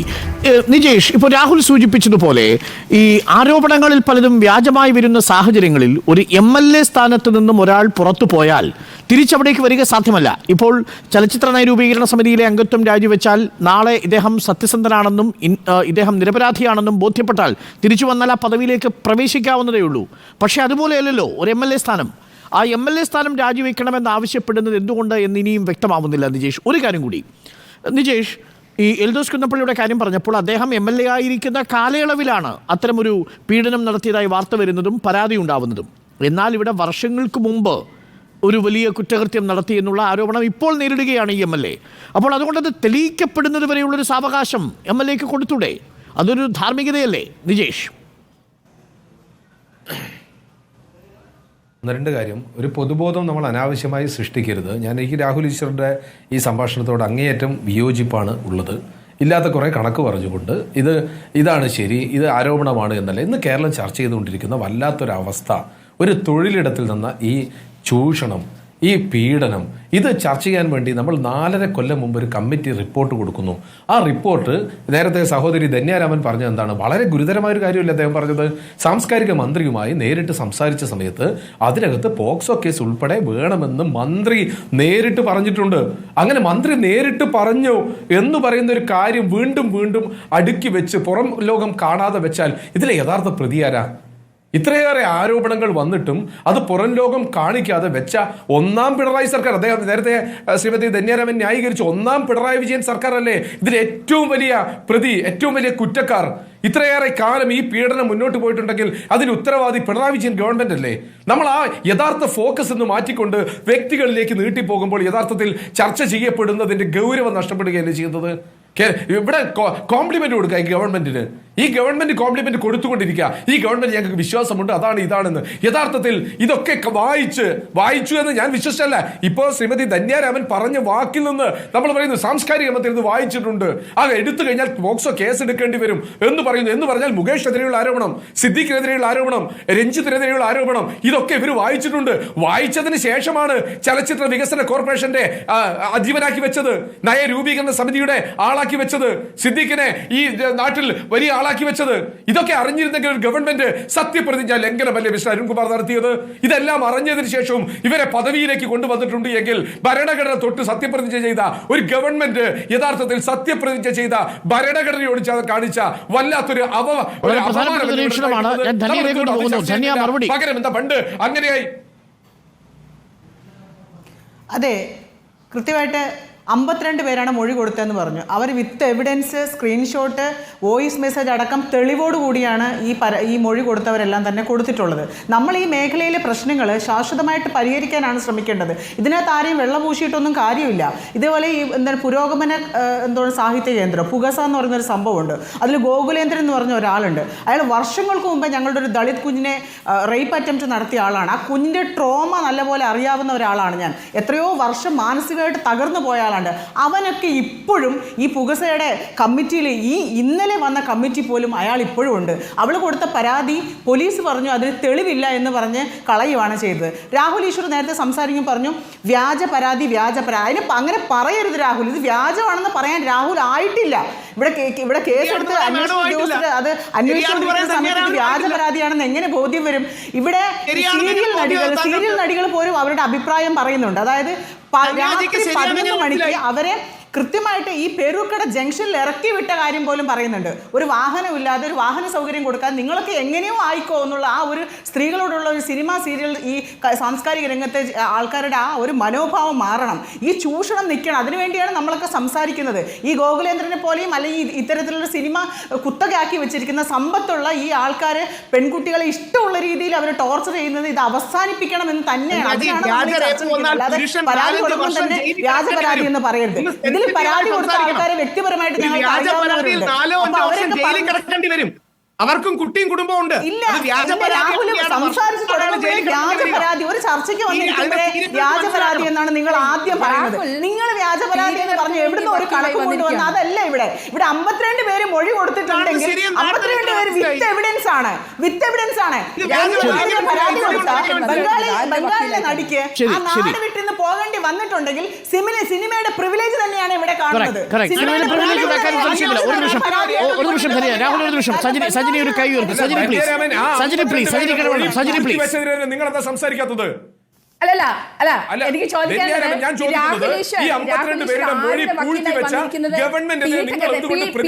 വക്കീലായിട്ടാണോ വന്നിരിക്കുന്നത്?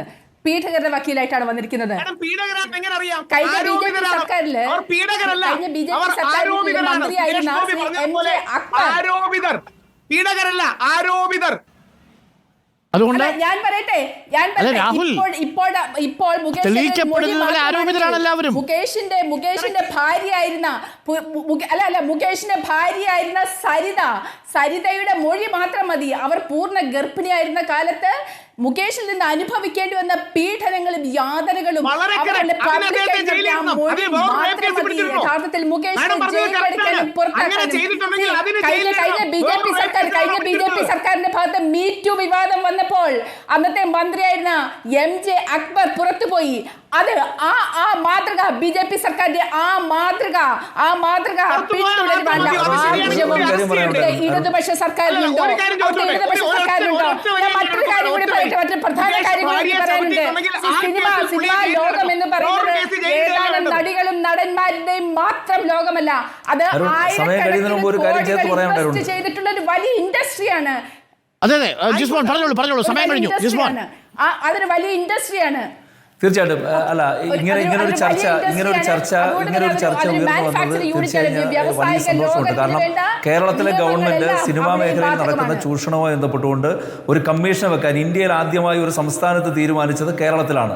മറ്റൊരു സംസ്ഥാനത്തും ബി.ജെ.പി. ഭരിക്കുന്നതോ കോൺഗ്രസ് ഭരിക്കുന്നതോ ഒരു സംസ്ഥാനത്തും അത്തരത്തിലൊരു കമ്മീഷനെ വെക്കുകയോ ഈ മേഖലയിലെ വിഷയങ്ങൾ പഠിക്കുകയോ ചെയ്തിട്ടില്ല. ഇപ്പോൾ ഇതിന് മാതൃകയായി മറ്റ് സംസ്ഥാനങ്ങൾ ഇത് ആലോചിക്കുന്ന സാഹചര്യം ഉണ്ടാകുകയാണ്. എനിക്ക് പറയാനുള്ള രാഷ്ട്രീയമായ ലക്ഷ്യം വെച്ചുകൊണ്ട്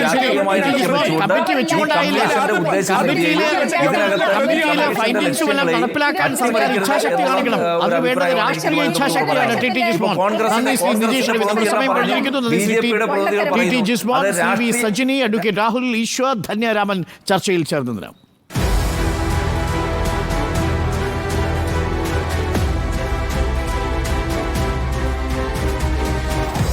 Debate with Arun Kumar.